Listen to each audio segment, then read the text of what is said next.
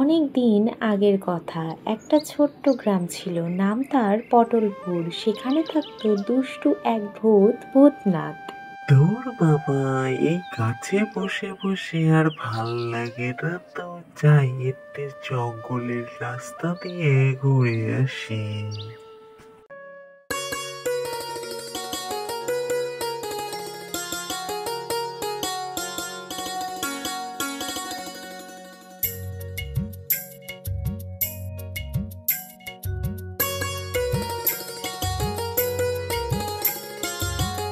আর সেই গ্রাম থেকে একটু দূরে জঙ্গলের ভেতরে থাকতো এক শাকচুন্নি, নাম তার রিমলি।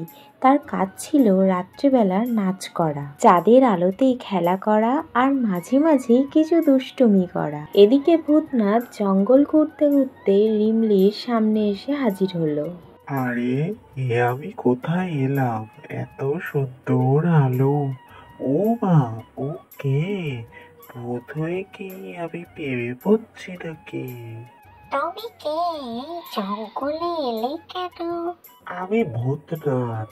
আসলে তোমার নাচ দেখছিলাম, তুমি খুব সুন্দর নাচ করো। তুমি কি ভূত? ভূতও লাজুক হতে পারে, জানতাম না তো।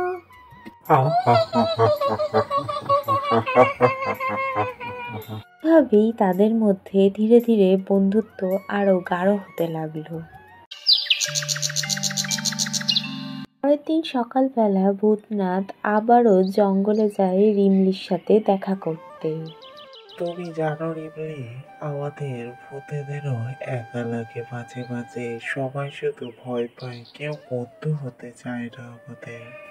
আরে তুমি কি বলছো? আমাদের ক্ষেত্রেও তো একই ঘটনা ঘটে। শাকচুন্নি শুনলেই সবাই তাড়াতে আসে। আমরাও তো কখনো মানুষ ছিলাম, তাই না? হ্যাঁ গো, আমার মনে পড়ে ছোটবেলায় আমার একটা কুকুর ছিল। তার নাম ছিল ভুটু। সেও হয়তো এখন ভূত হয়ে গেছে।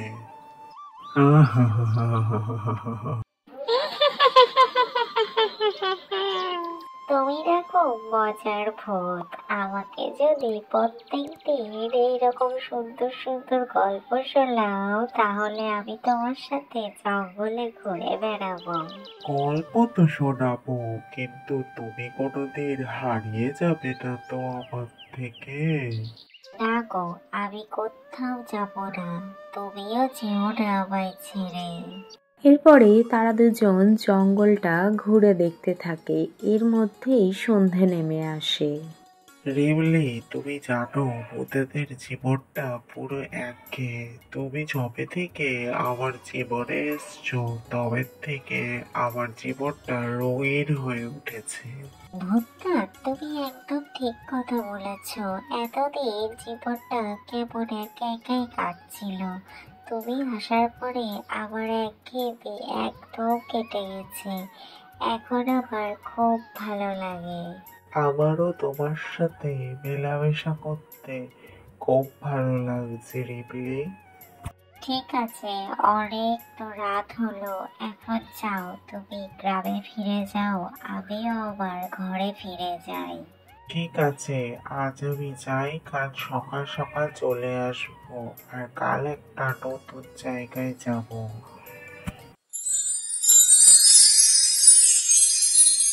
অন্যদিকে ভূতনাথ আর রিমলি যখন নিজেদের জগতের আনন্দে মশগুল, তখন পটলপুরে এক অদ্ভুত কানাঘুষো শুরু হলো। আরে প্রধান মশাই, তোমাকে কি বলছি, রাতে আমি নিজেই দেখেছি বটগাছের পাশে এক ভূত আর এক মেয়ের মতন কিছু একটা নাচানাচি করছিল।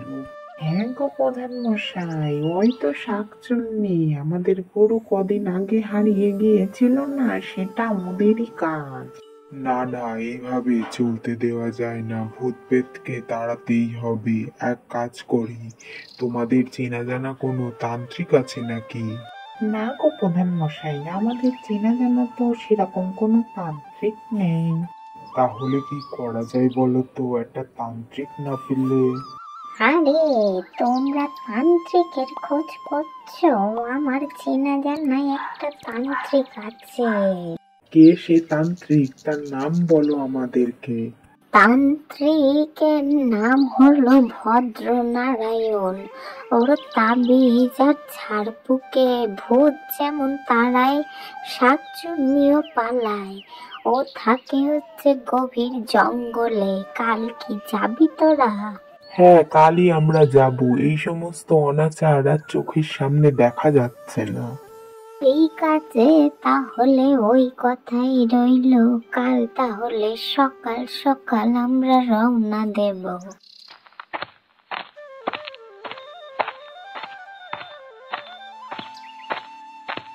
বাবা, আমরা অনেক বিপদে পড়ে আপনার কাছে ছুটে এসেছি। থাক থাক, তোদের আর কিছু বলতে হবে না। আমি জানি তোরা কি বিপদে পড়েছিস। তোদের গ্রামের উপর অশুভ শক্তির প্রভাব পড়েছে। আমি ধ্বংস করব তাদের। কিন্তু বাবা, আপনি কি করে জানলেন আমাদের গ্রামে অশুভ শক্তির ছায়া পড়েছে? আরে মূর্খ, আমি সব জানি। আমি হচ্ছে অন্তর্যামী। আমি সমস্ত কথা আগে থেকে জেনে যাই। সাধু বাবা, আমাদের এই বিপদের হাত থেকে তুমি বাঁচাতে পারো। তুমি একটা পথ দেখাও আমাদের। শোন, আমি তোদেরকে একটা তাবিজ দিচ্ছি। সেটা এই জঙ্গলের এক গাছের গোড়ায় গিয়ে পুঁতে দিতে হবে তোদের। তাহলেই যদি কিছু কাজ হতে পারে। আর যদি সেই তাবিজে কোনো কাজ না হয় তাহলে আমরা কি করব? আমার দেওয়া তাবিজে যদি কাজ না হয় তাহলে আমি নিজেই যাব ওই শাকচুন্নি আর ভূতকে ওখান থেকে তাড়াতে। তারা তান্ত্রিকের কথা মতনই জঙ্গলে একটা গাছের নিচে সেই তাবিজটা পুঁতে দিতে যায়।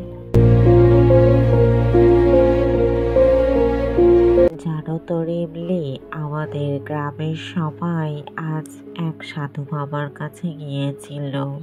মনে হয় ওরা তোমাকে আর আমাকে একসাথে দেখে নিয়েছে। ওরা কি আমাদের এখান থেকে তাড়িয়ে দিতে চাইছে গো? তুমি ভয় পেও না, আমি তো আছি তোমার সাথে। ওরা আমাদের কিচ্ছু করতে পারবে না। তবুও আমার যে ভয় করে তোমাকে হারিয়ে ফেলার। আরে রিমলি, তুমি এত ভয় পেও না।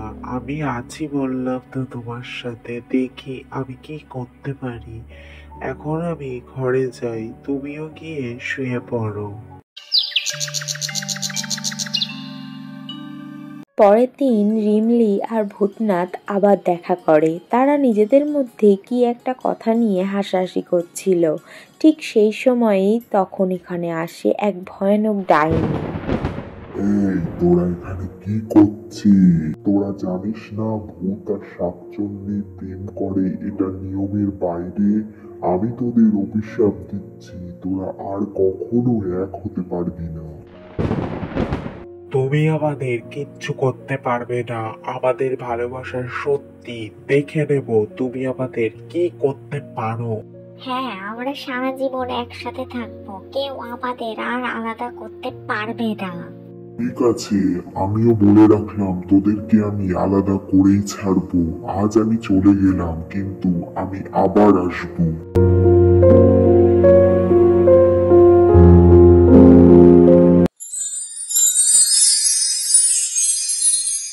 আজকে আবার তোদের দুজনকে একসাথে পেয়েছি। আজ তোদের দুজনকে আমি ছাড়বো না। তুই আমাদের কিচ্ছু করতে পারবি না ডাইনি।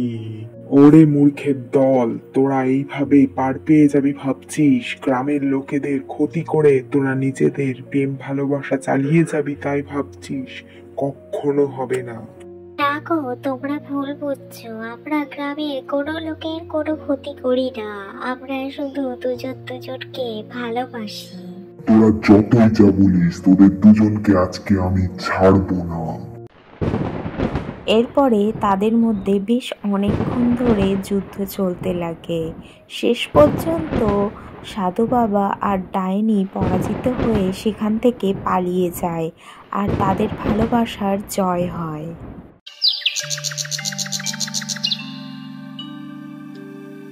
সেদিনের সকালটা একটু অন্যরকম ছিল।